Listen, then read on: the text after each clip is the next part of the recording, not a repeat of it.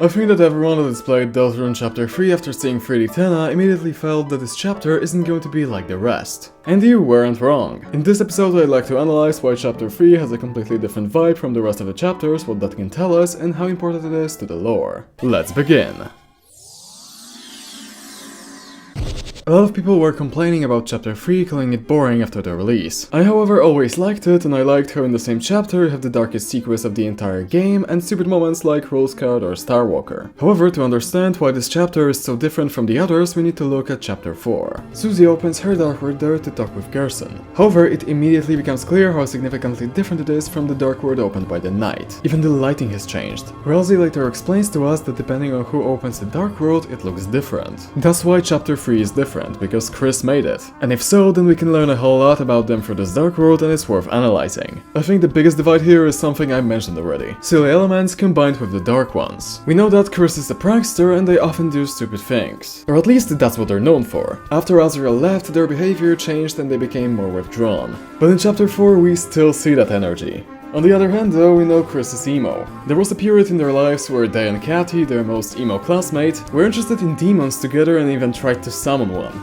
Not many people know what's inside KRIS'S head, they're very mysterious. This balance well reflects their relationship with the Knight. On one hand they care about their friends, but on the other they work against them. They don't do much damage to the Knight unless Susie and Rousey are swooned. We don't really know why they act that way yet. I don't think KRIS'S is an evil character, but they may have some kind of deal with the Knight. Hence the lyrics, "The promise in our hearts, don't forget, I'm with you in the dark," in the main song of Deltarune, "Don't Forget." This is most likely related to their real soul, which they currently do not have and must be controlled by us. It's very possible that the Knight wants to give it back to them if they help them in some way. It's hard to be 100% sure about anything here, and it's not a video about that, but something along those lines seems to be happening. This side of KRIS'S is also well shown by RAMB in the sword minigames. The minigames themselves are also symbolic. On one hand we have the games presented to us by Tenna, and on the other, in the back, thanks to RAMB, we can play their secret versions. KRIS'S played games a lot, especially when Azrael was still at home. We know that RAMB does everything to make KRIS'S happy. This means that, just like RAMB reveals to us, KRIS'S likes to search for all the secrets and collect crystals. They're probably doing it because they're trying to find the golden mean. They try their best to make sure their adventure doesn't end badly. They hope they can fulfill their duty to the Knight, take control of their lives again, and continue being friends with Susie, Noelle, and Rousey. So they collect crystals for Sham and look for the Shadow Mantle that Sham also told them they would have to get. It seems to me that each of the Delta Warriors is trying to change their fate. Rousey thinks he can do it by being nice, Susie thinks she can do it with her hope, and KRIS'S tries to do it by finding all the secrets and making deals with Sham. I think the mysteriousness of KRIS'S is also well illustrated by the way too difficult way of obtaining the egg in this chapter, especially since the eggs probably refer to their trauma. Okay, I think we've exhausted this aspect. What else is shown here? In this chapter we have an exceptionally large number of references to love. We have La Nina and El Nina, Rose and Star Walker who suddenly fall in love, a whole minigame about Love Island, Love Oasis, Love Winds in a hidden room, you can flirt with the water cooler, that one fruity zapper is also here. We know thanks to Susie that KRIS'S is good at flirting. I think this theme that doesn't appear at all in the other chapters except, I don't know, Birdly, also suggests that KRIS'S might have a crush on someone. It's very possible that it's on Susie, with whom they want to go to the festival, whom they defend against Spade King and Gerson's statue, from whom they want a hug after fighting Spamton, and with whom they are the closest of all the characters. And the scene from Chapter 3 where they protect her from our attack and they talk about eating each other's shampoos seems to suggest this even further.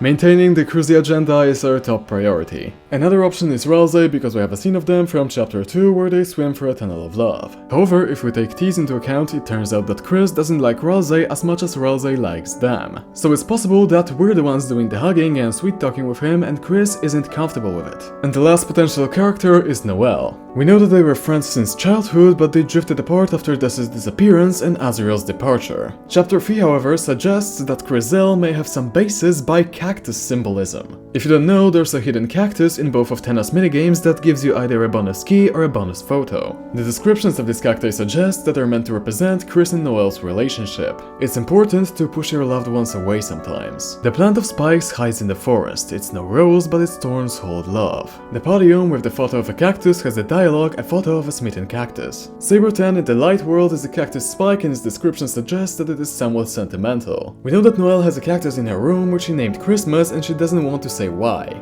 There's clearly some kind of character connection here, but whether that is meant to suggest that Kris has feelings for Noelle is too unclear at this point, just like with Ralsei and Suzy. Sure, someone might mention T now, but let's not forget that their relationship is quite complicated. The single fact that Kris and Noelle's number is higher than Kris and Ralsei's is something you might not expect. But to be honest, I really don't like the T concept. I don't like the idea of us having to infer characters' relationships from numbers. It's good that Toby got rid of them, and I hope he won't go back to it, because we should conclude something like that from the actual writing, not from a stupid item. I still think Kris having feelings for Noelle, or rather Suzy, isn't out of the question, even if their T doesn't heal them for 400. Okay, who am I kidding? It's obvious that Kris loves Birdly. I'm also curious if how Tenna went through the Dreamer divorce could be a reflection of Kris's emotions, and if the Spam Tenna divorce parallels this situation. RAMB is the last element of this chapter that I think is worth analyzing. I already talked a bit about him when I mentioned Sword Route, but there is more to his character than that. He's strongly tied to Kris, he wants everything that's best for them. He wants to fulfill their desire to discover everything. He knows a lot about them, even more than Tenna, and Deltarune.com basically confirmed that he was supposed to be the secret boss. That's the thing. He was supposed to, but he's not. Because this dark fountain was opened by Kris, the Roaring Knight did not have time to give the crystal to anyone. They only get there at the end of the chapter when RAMB is already turned to stone. RAMB doesn't fit in this dark world. I think that in a similar way to how Spamton was meant to illustrate Kris's relationship with us and their desire for freedom, RAMB illustrates how they don't fit in hometown and their family. We know that when Kris was little, they wore a headband with horns to look more like the rest of the Dreamers. Kris is the only human in hometown. We know that monsters aren't very knowledgeable about humans, as one kid asks us if it hurts to be made out of blood. It's definitely not comfortable for Kris to be so isolated and never fit in with his family, especially since their room shared with Azriel shows us how they were always living in his shadow. They don't have any accomplishments or anything, so this fits in well with what Pippins tells us about RAMB. No one will shed a tear for him, inside he was probably stone already. Being made of stone also suggests not showing emotion, something we know Kris is a master at. The dialogue we have before going to nowhere also fits here. When we are asked where we're going and we answer nowhere, the Zapper will answer saying you was always heading that way, weren't you, Kris? It's quite sad, but since this chapter reflects Kris's personality so strongly, there must be some stellar elements there as well. In summary, chapter 3 presents the 4 main elements that distinguish Kris. Their prankster side, their dark side, their Rizzler side, and their sadness and lack of feeling of belonging or self-worth. This is truly a phenomenally crafted chapter in that regard, and I think more should be said about these connections. There's really everything about this character there except their artistic side. Okay, it's not so simple. I didn't know whether to include it because yes, Kris plays guitar there, but we know they're famous for their piano playing. They often played it at Noelle's house, which she listened to for hours and treated as her private concerts. However, this was avoided on purpose to develop it in chapter 4, which is pretty understandable. Phenomenal chapter, probably my second or first favorite, because the fourth one is also great and I have a hard time deciding. Either way, Kris is one of my favorite characters next to Birdly and Gerson, so it was really cool to see basically a whole chapter about their personality and past. Huge thanks for watching. If you enjoyed and were interested in this perspective on this chapter, please leave a like and write about it in the comments. Thanks for all of your support under my Deltarune videos, seriously. Until the next one, and... Hey yo, bro is gonna like...